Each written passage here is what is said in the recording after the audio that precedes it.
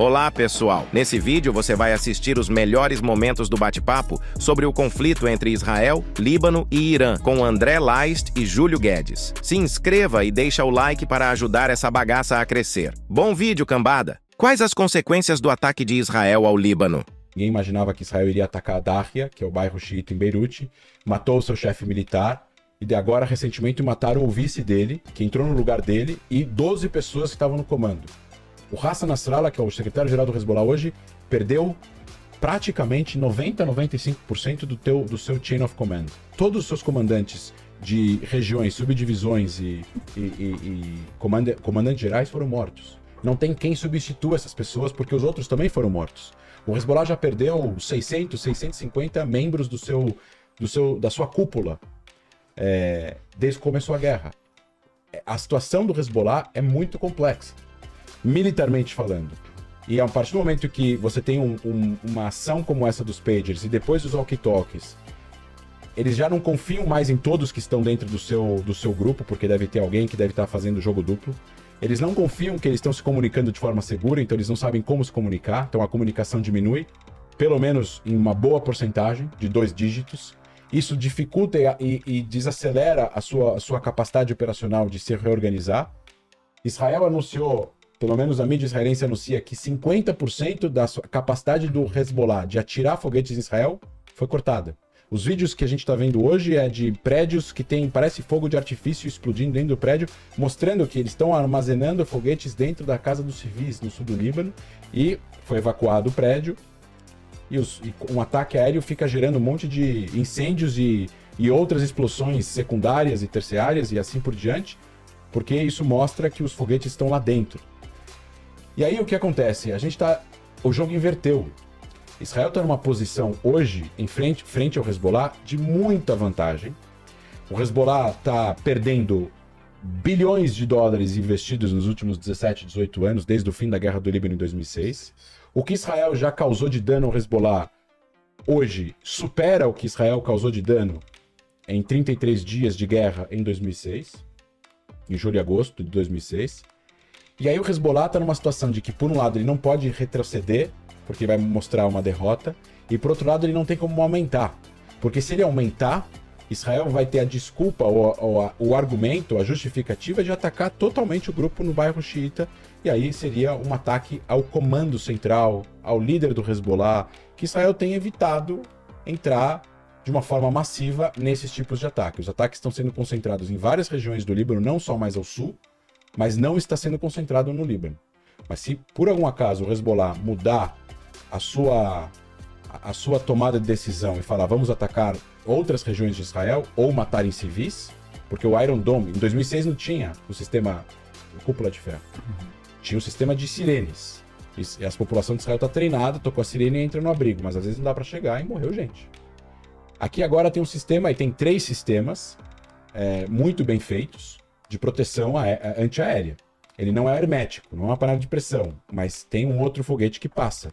Mas eles mandaram 200, 300 foguetes nas últimas 24 horas, uma pessoa ficou ferida.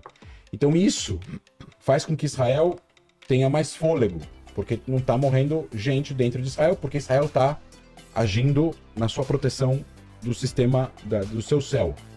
Mas ao mesmo tempo, se eles pisarem novamente em falso, Israel pode aumentar. A gente fala que eles estavam em marcha 1, estavam em marcha 3, só que de marcha 3 para ir para 4 é mais fácil do que de 1 para 2. Entendi. É uma decisão. E aí o que acontece? Israel eventualmente vai atacar alvos do Líbano, né? Estou falando alvos não civis, mas alvos de infraestrutura que servem ao Hezbollah. Gerador, aeroporto, a pista de decolagem do aeroporto, fecha o espaço aéreo. Aí é um problema para o Líbano. É um problema nacional para o Líbano. E a maior parte dos libaneses não querem isso. O apoio ao Hezbollah no Líbano caiu de 50% para 20%. Desde que começou a guerra. Os libaneses não querem uma guerra contra Israel, não querem que o Hezbollah compre essa guerra em nome do Hamas, sendo que o que o Hamas quer nada mais é do que proteger a sua causa, que não é a causa justa que os palestinos têm que reivindicar. Que obviamente que é soberania, negociação com Israel para viver em paz e segurança ao lado de Israel. Isso é a causa nobre palestina, a causa justa palestina. Porque, de novo, eu sempre falo nas entrevistas, tem a causa justa de Israel e tem a causa não justa. Tem a causa justa palestina, tem a causa não justa. E tem a causa justa libanesa e tem a causa não justa. O que o Hamas representa, o que o Hezbollah representa é a causa inegociável e que não tem reconciliação. É uma causa religiosa, fundamentalista, que não vê nada além do que eles acreditam de acordo com a sua interpretação da religião, que é, de novo,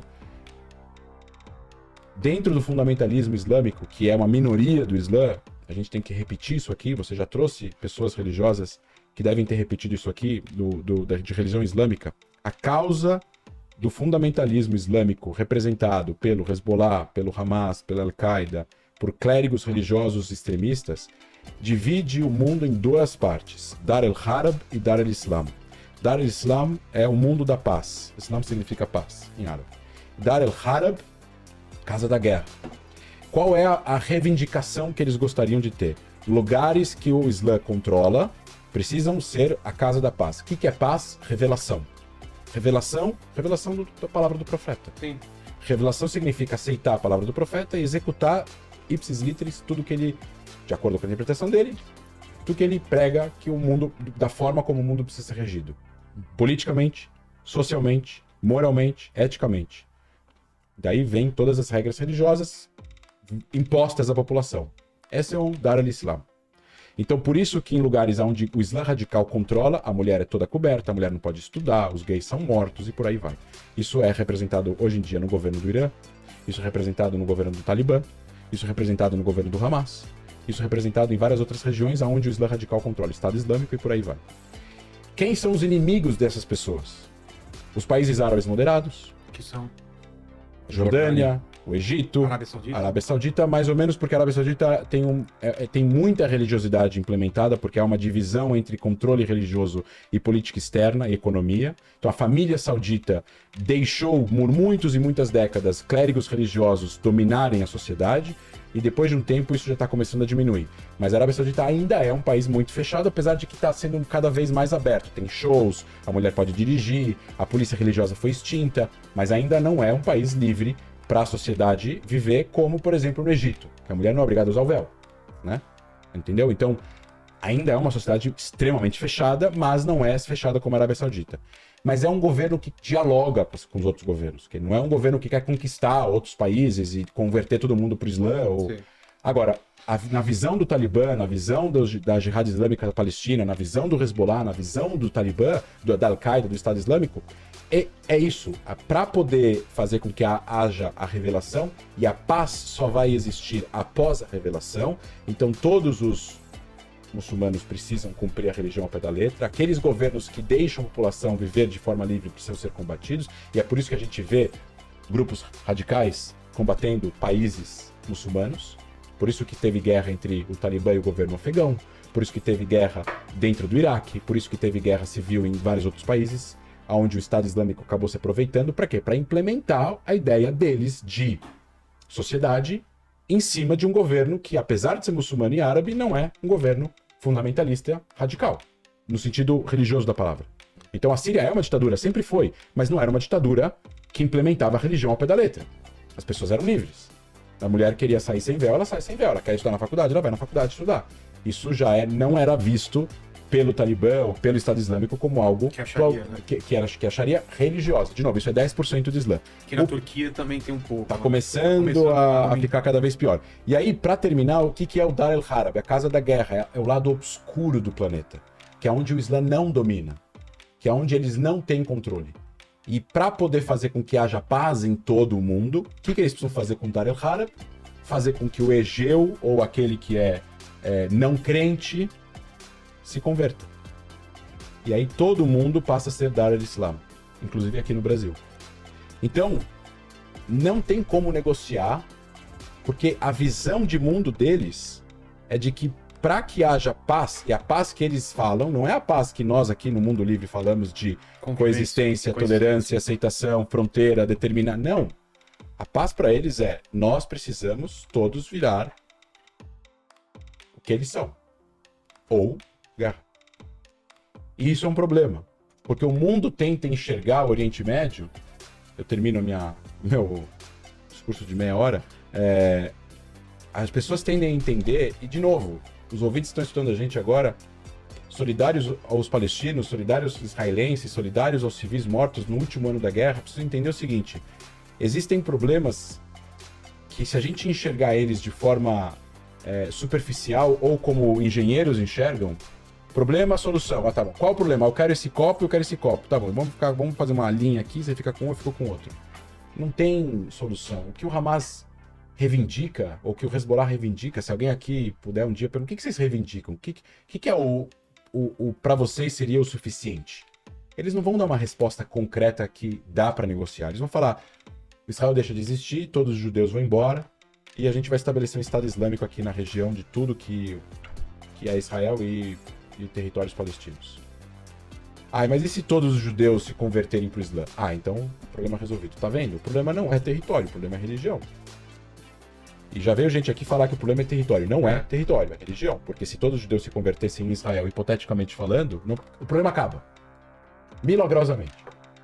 Então, de novo, não tem solução para guerras religiosas. A não ser que a solução venha de dentro de uma reforma religiosa, onde moderados representantes da religião vão dominar a narrativa e conseguir convencer e impor que aqueles radicais serão perseguidos, serão presos, serão proibidos de pregar o que eles estão pregando, assim como o Egito conseguiu fazer na década de 20, de 30 e de 40, onde a Irmandade Muçulmana cresce radicalmente dentro do Egito, com Hassan el-Banna e Said Qutb e outros grandes pensadores da Irmandade Muçulmana, e foram presos e condenados à morte dentro do Egito, porque o que eles pregavam era a destruição do Egito moderno e a transformação da sociedade egípcia no que é o Irã hoje.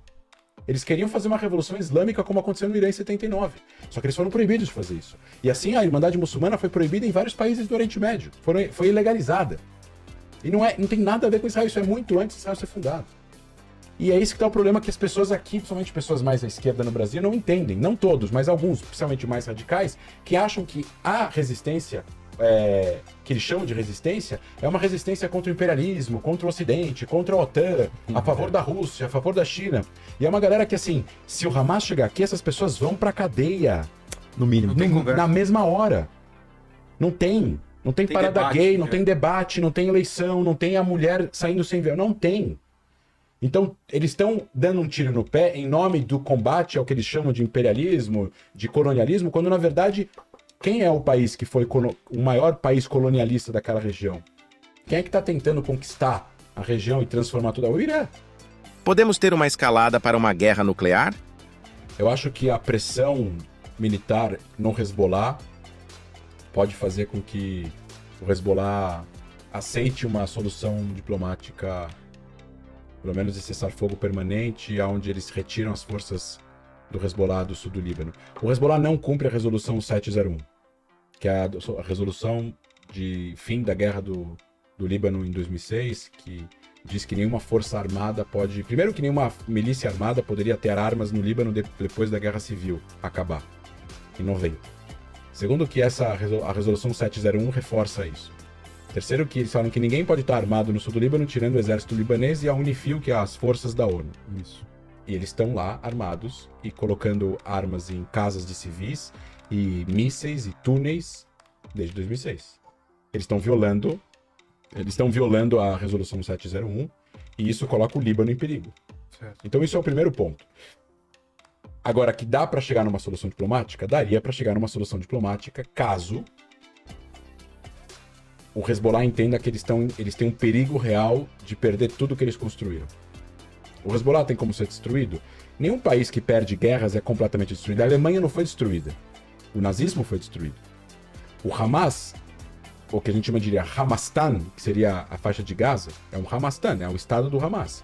O Hamas vai ser destruído. Já perdeu todos os seus batalhões, praticamente. Isso quer dizer que sobrou alguns nazistas, que ainda são nazistas na Alemanha? Sobrou. Não tinha força pra... Foram ilegalizados. Aqui tem que ser ilegalizado. A ideologia do Hamas tem que ser legalizada. E eu vou dizer de novo, a coisa mais pró-Palestina que alguém pode hoje em dia falar é algo anti-Hamas. O nacionalismo palestino precisa de frases e de pessoas anti-Hamas.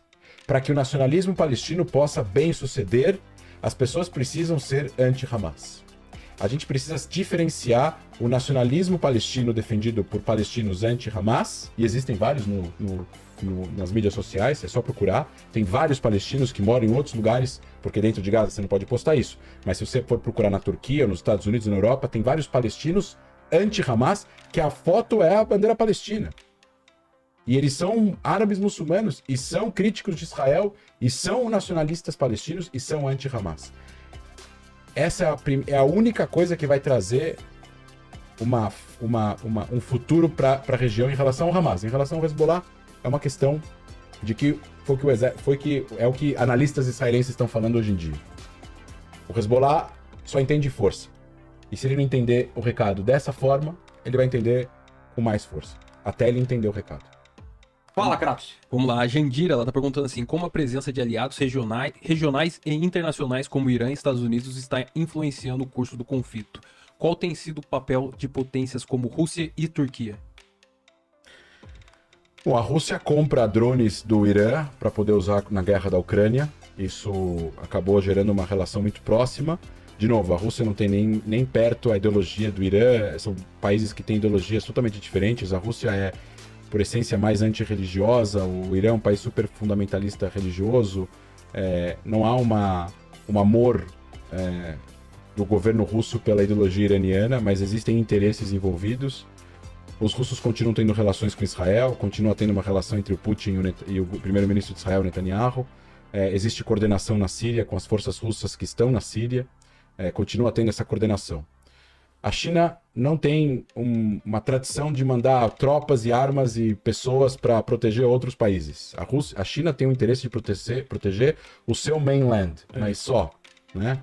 Então, é claro que existe uma queda de braço comercial, econômica gigantesca entre a China e os Estados Unidos, e o que é de interesse americano não é de interesse chinês, e aí dá a impressão, muitas vezes, de que a China está tomando ações anti-Israel, ou a Rússia está tomando anti-Israel.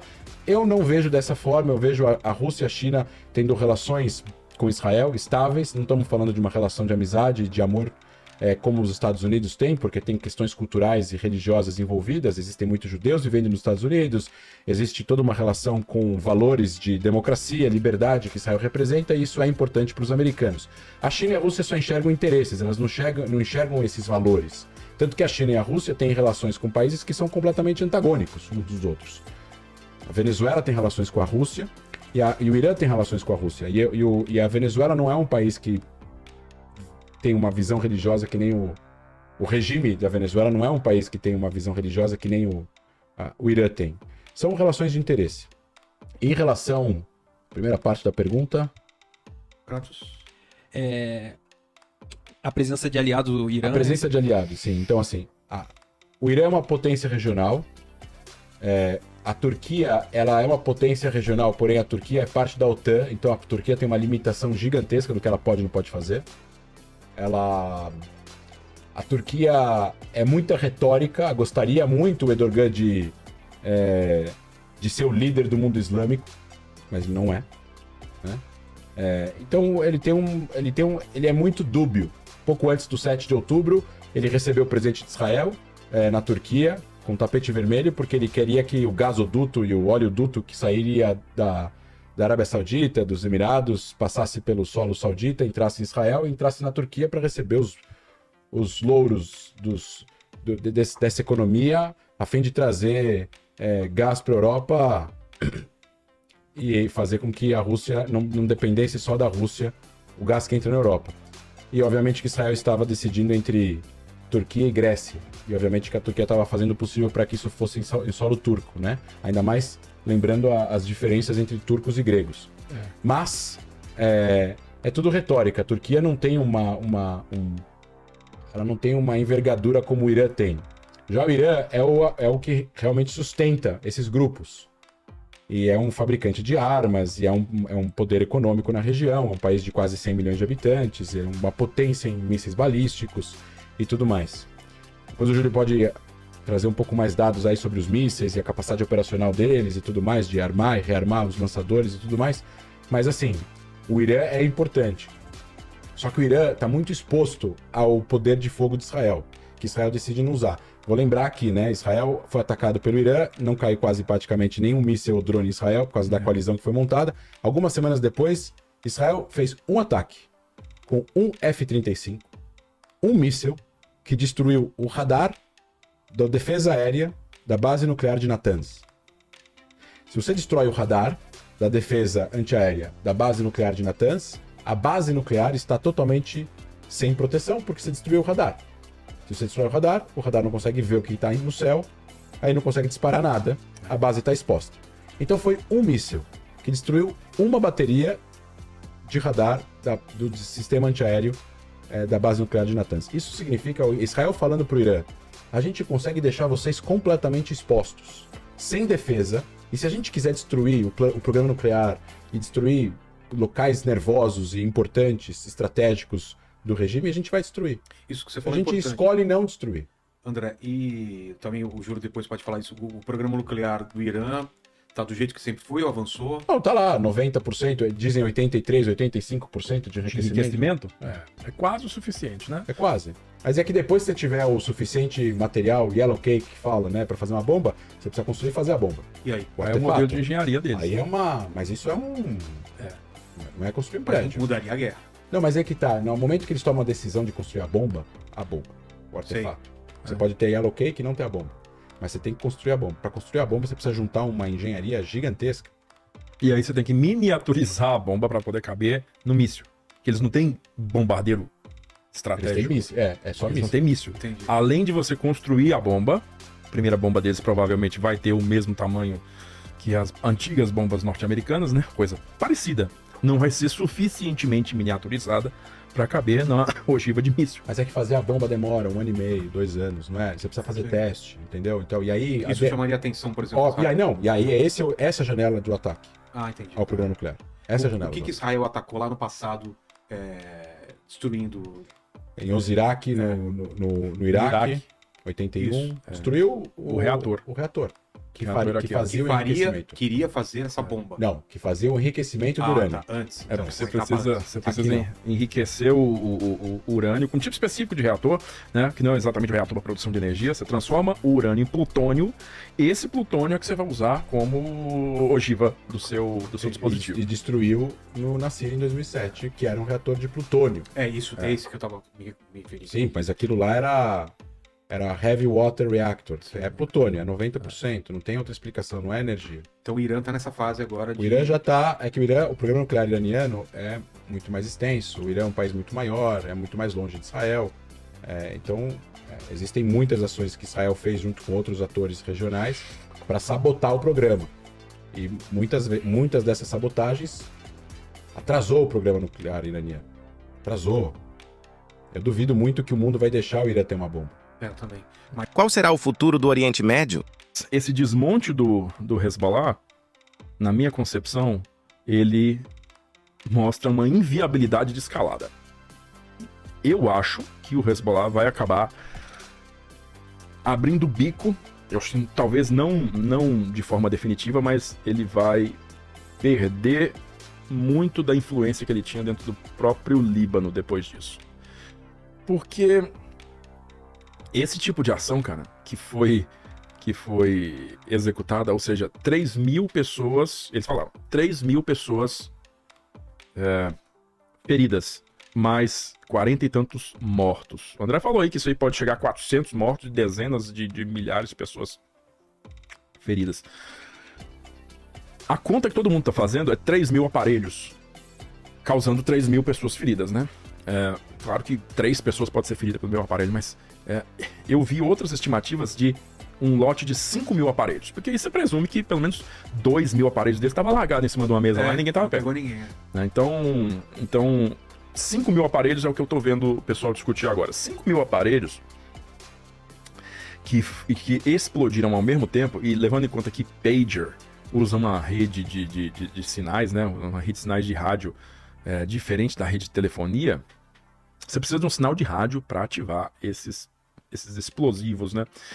E tem gente, até gente grande, dizendo que um explosivo, ele não seria o caso de ter explosivos nesses pagers, né? Que na verdade foi um truque usando uma combinação de software e hardware. Ah, é? Ou seja, você tem um código que atua em cima de um componente intencionalmente mal fabricado com a capacidade de causar uma sobrecarga rápida dele, tipo um capacitor que acionaria digamos, o ponto de limite da bateria, o limite físico da bateria, e ela explodiria.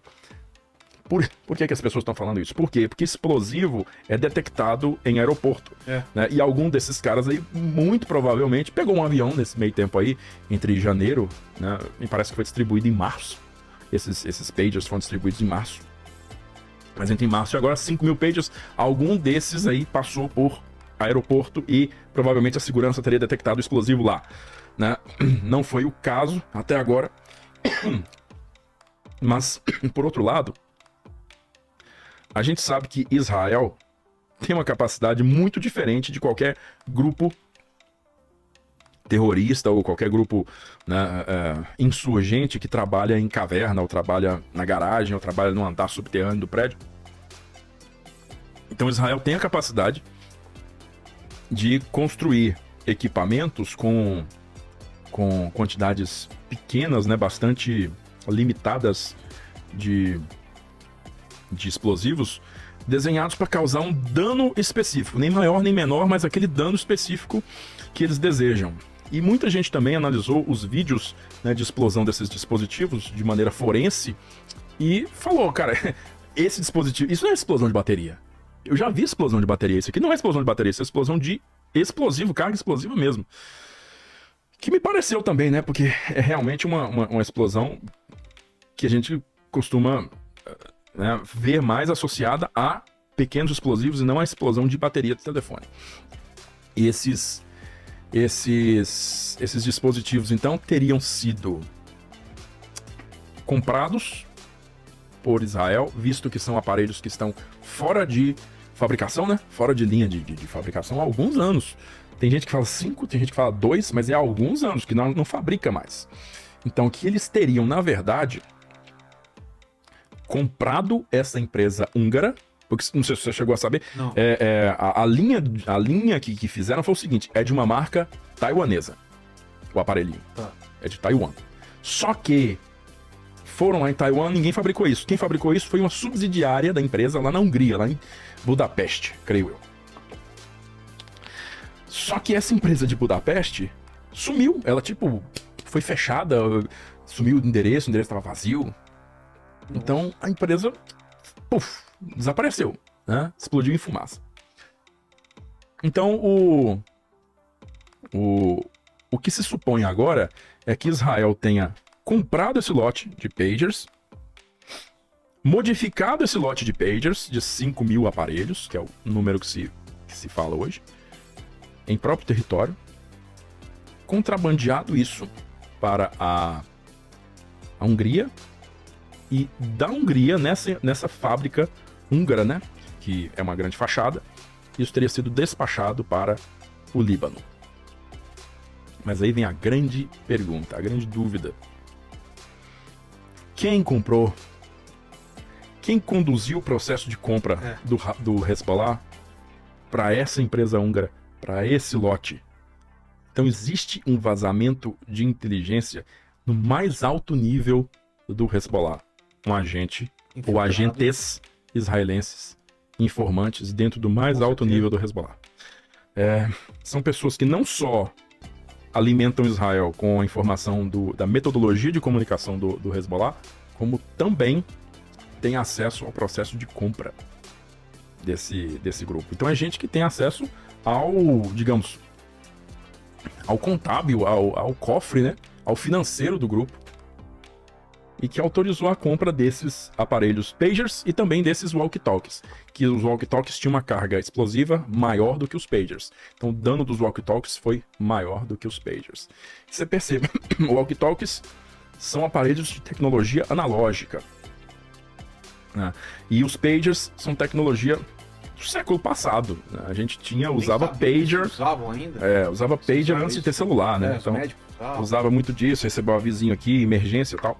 Então, isso é coisa feita, delimitada, delineada, na verdade, para evitar espionagem, evitar o roubo de informações, a interceptação de sinais por meio de Israel. Porque, por exemplo, se você fala no celular aqui com seu amigo, não sei onde, seu comparsa, não sei onde, Israel pode muito bem não só escutar o que você está falando, como te triangular, né? Saber onde você tá. Saber onde você tá. Então qualquer aparelho desse aqui é passível de se tornar uma grande fonte de orientação de armas inteligentes, mísseis, bombas, o que seja. Então eles usam isso para driblar essa possibilidade. Mas não só Israel ficou sabendo de que o método deles é usar essa tecnologia antiga, como também conseguiram alguém para autorizar a compra, para realizar a compra e para fazer a distribuição. Né? E estavam, obviamente, cientes de toda a troca de informações, para saber no exato momento qual que é o momento que eu posso causar o maior tipo de dano. Né? E como a gente brincou ali fora, né, antes do começo aqui da gravação, o André perguntou assim, a pergunta que pouca gente está fazendo, mas que todo mundo devia fazer: por que o pager do Hezbollah estava no bolso do embaixador iraniano em Beirute? Pois é. O que esse aparelho estava fazendo no bolso do embaixador iraniano em Beirute? Então, esse tipo de ataque sistemático, né, cirúrgico, destinado a causar o máximo de danos e o menor dano colateral possível, acabou tendo um resultado, até onde a gente sabe, né, bastante danoso pro Hezbollah, né?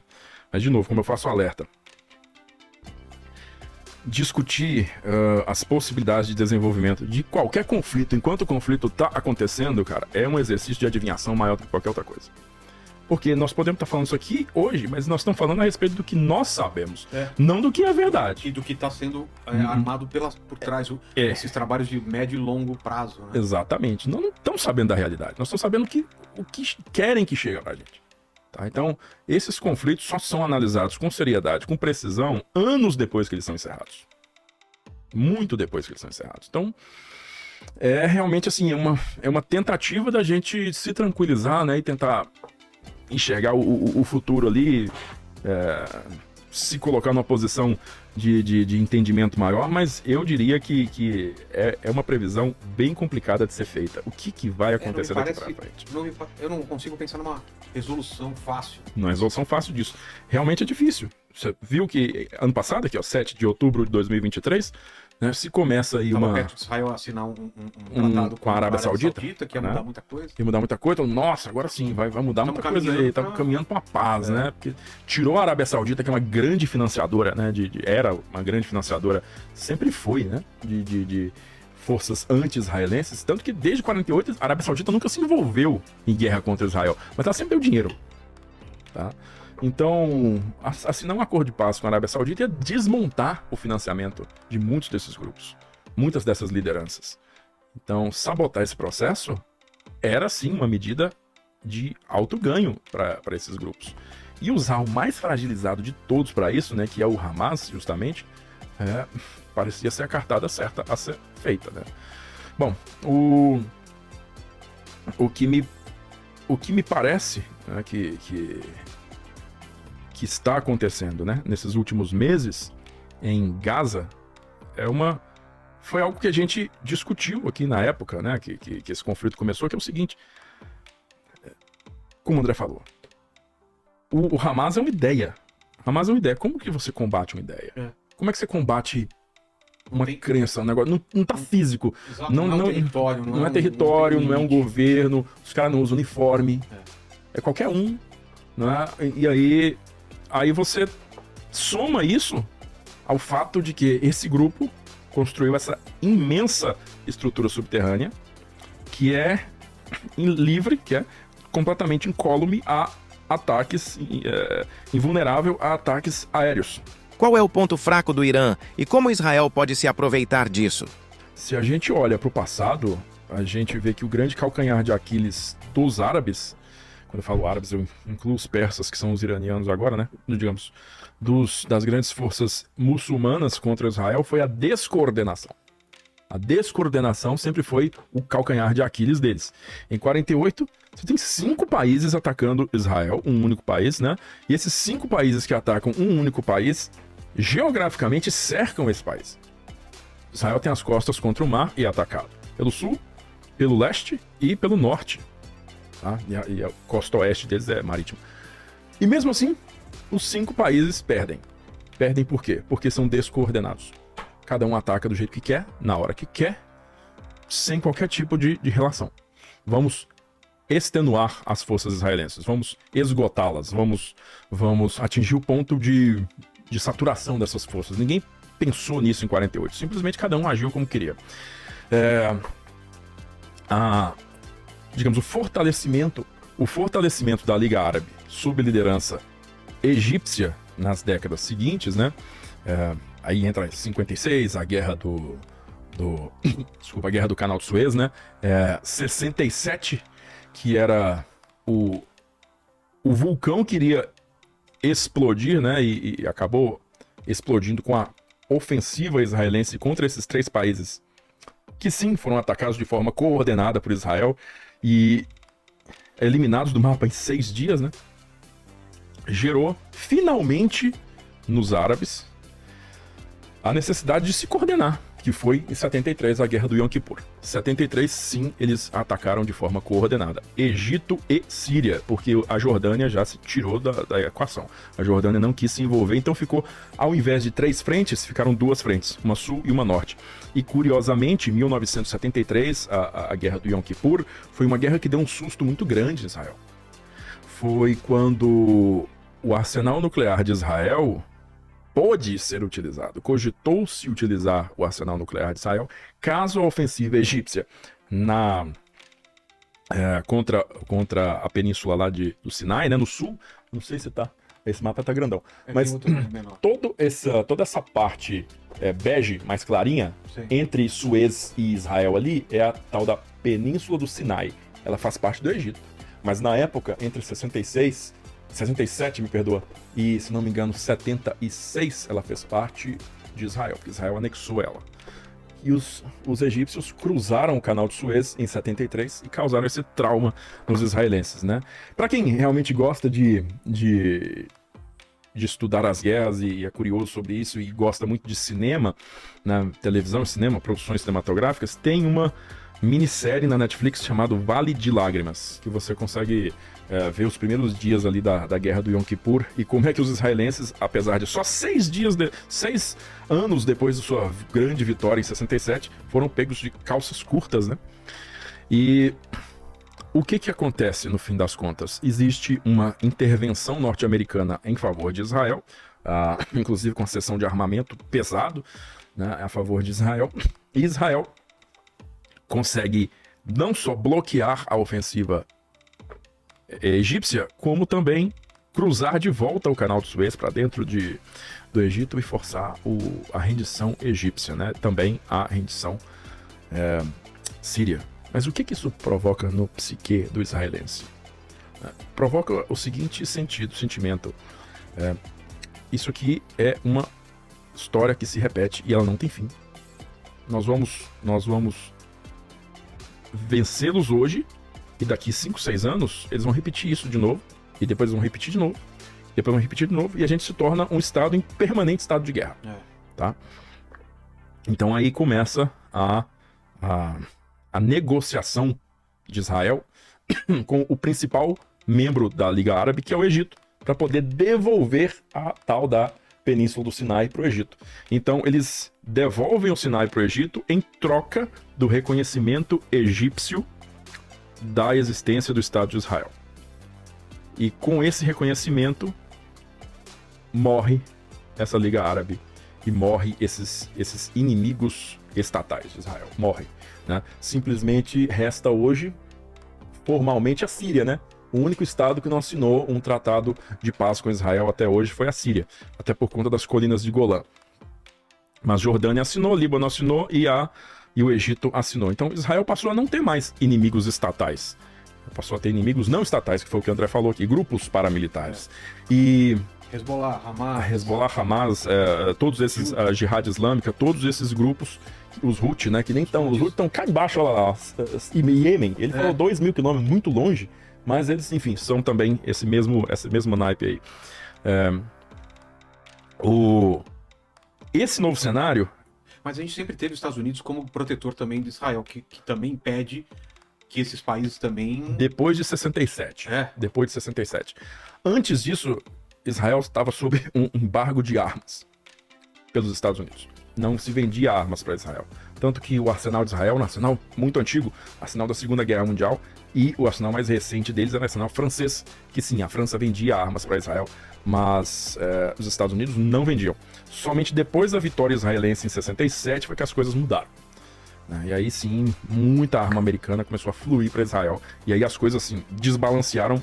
O nível de tecnologia disponível para Israel e para os países árabes deu uma desbalanceada assim crônica, né?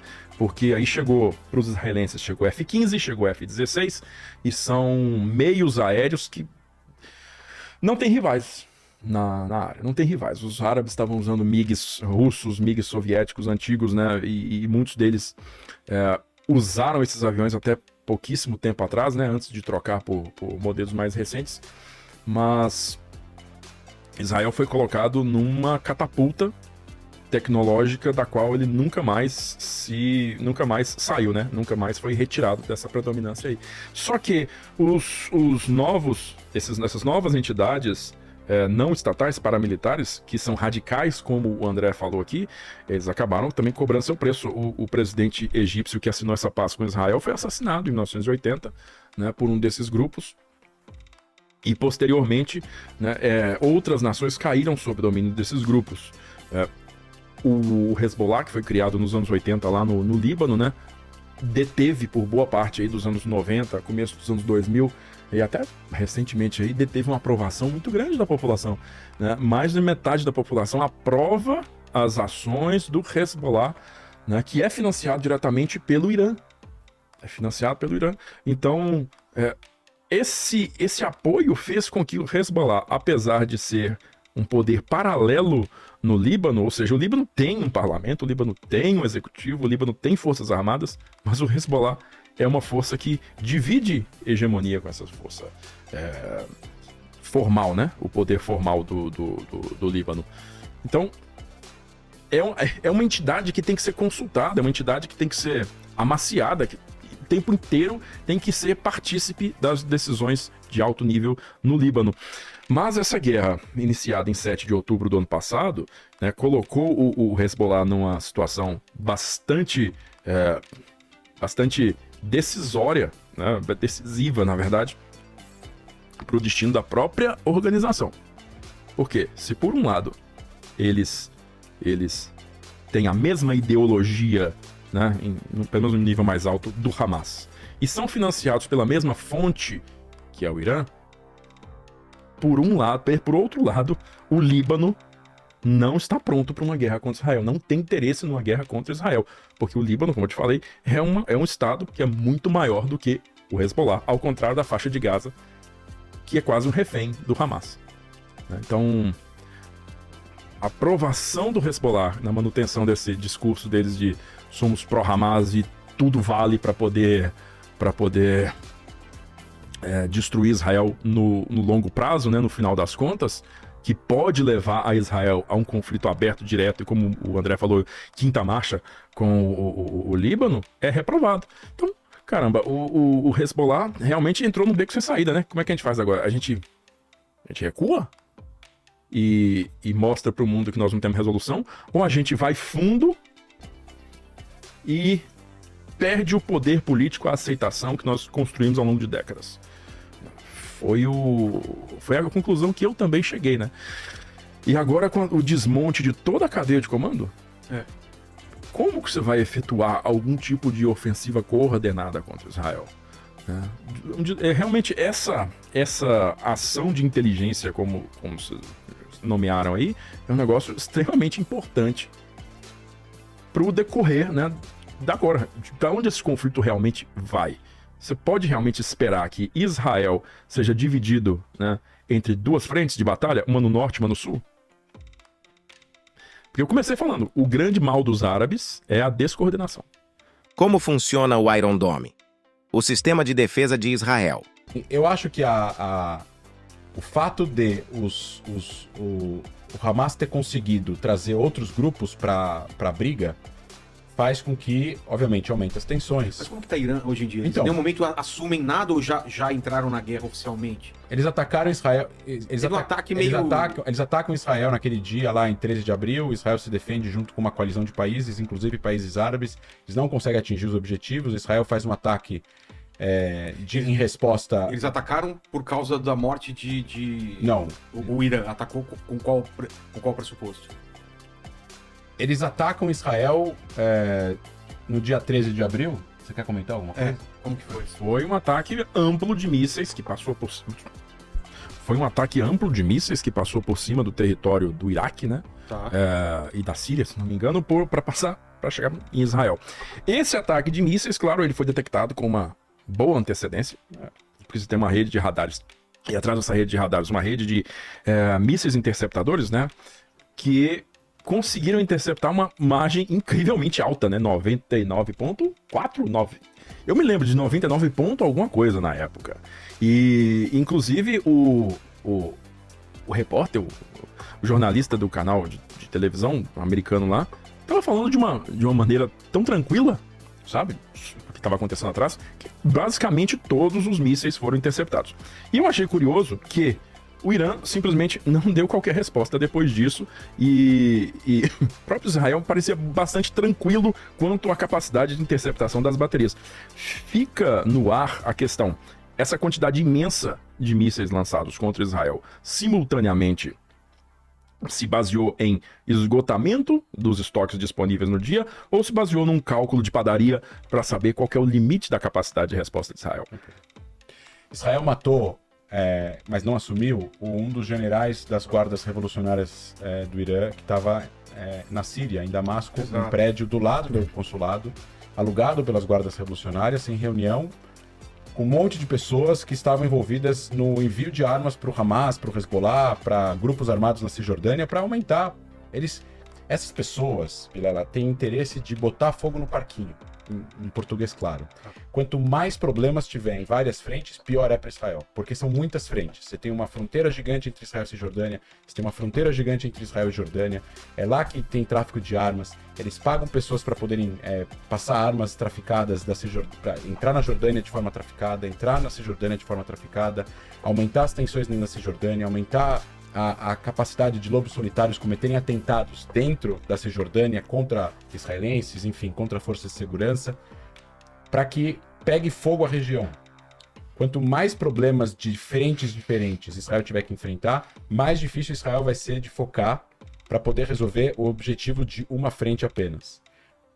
A equação muda quando o Hezbollah, vamos lá, né? O Hezbollah tem uma capacidade militar muito superior à do Hamas. O Hamas parou de atirar foguetes em Israel 2 meses depois que a guerra começou, porque a maior parte dos foguetes foram destruídos, os depósitos foram destruídos, Gaza é menor, Israel tem muita inteligência dentro da faixa de Gaza, é muito mais fácil para o Hezbollah esconder algumas coisas do que o Hamas e por aí vai.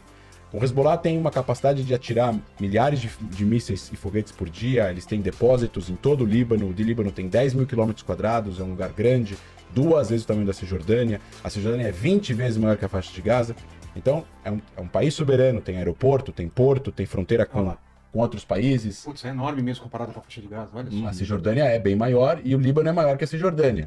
Então, o que acontece? Você tem aí o Hezbollah, na cabeça do Hezbollah, ao entrar na guerra, o que eles pensam? Nós estamos entrando na guerra contra Israel, não temos nenhuma demanda que leve a região a uma paz duradoura. Temos apenas uma demanda e um objetivo: ajudar a resistência a sobreviver, porque ela está em perigo. O que eles querem dizer com isso? Que se Israel conseguir cumprir os seus objetivos militares na faixa de Gaza, o Hamas está em perigo, porque o Hamas pode perder o trono, ele pode não morrer como ideia, Sim. pode ter ainda pessoas vivas que são do Hamas, mas ele vai perder o controle da região onde eles eram soberanos. E isso para um grupo terrorista é muito ruim, que é que nem aconteceu com a Al-Qaeda, que é que nem o que aconteceu com o Estado Islâmico, que é que nem o que aconteceu por 20 anos com o Talibã. E agora o Talibã voltou a ter um lugar onde ele consegue reinar, que é o Afeganistão. Se eles perdem Gaza, ou parte de Gaza, isso é de facto visto como uma derrota. Porque é fisicamente uma derrota. Não é a morte de pessoas, não é a morte de civis como dano colateral ou como ou como arma de guerra que o Hamas usa os civis como escudos humanos, ou até mesmo como garantia, né, de sobrevivência. Porque o fato de Israel evitar usar mais força para evitar a morte de civis faz com que eles consigam sobreviver. E quando morrem civis, eles usam isso na opinião pública para pressionar Israel, para parar a guerra ou para entrar num cessar-fogo. Então, das duas formas, eles ganham.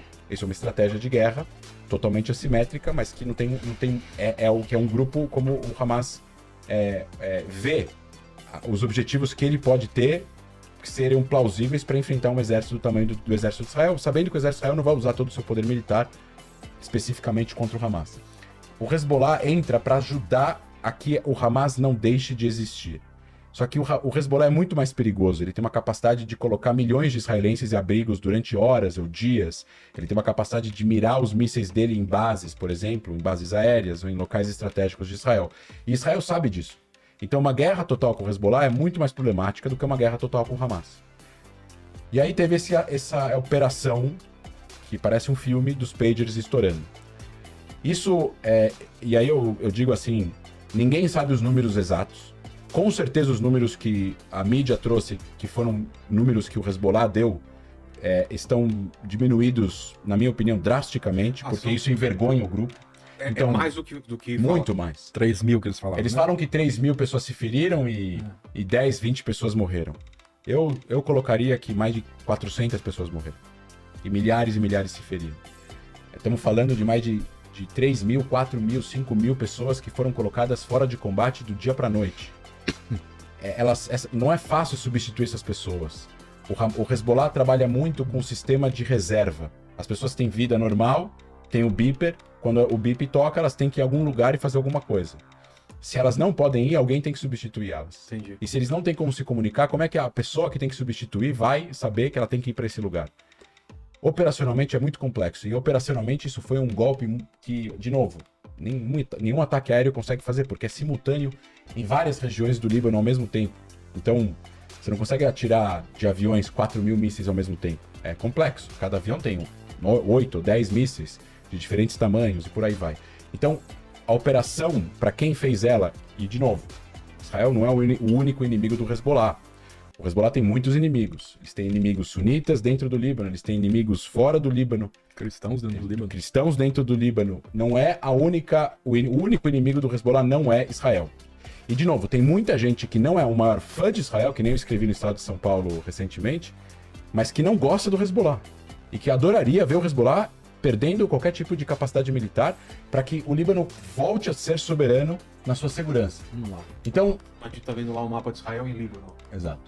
Israel é mais ou menos o dobro do Líbano. O que é aquele Golan? Golan é o território sírio conquistado e anexado por Israel em 67. As colinas As colinas do Golan, que está sendo alvo de frequentes ataques do Hezbollah. Aquilo divide o território da Síria com o território de Israel. São duas planícies divididas por uma colina. Antigamente isso fazia parte da Síria. Então isso dava uma grande vantagem para os sírios em qualquer operação ofensiva contra Israel.